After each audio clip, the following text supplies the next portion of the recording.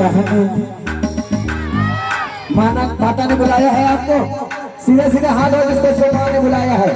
और जितनी देर ये भजन चले उतनी देर हाथ का हाथ नीचे ना हो जो दरबार तक चले, इसके बाद मां का श्रृंगार होगा। पीछे वाले जितने भैया लोग कुर्सी पे हाथ उठा के ताली बजा के जो चल रहे हैं दोनों हाथ उठाए मां को दिखाएं और चले दरबार में।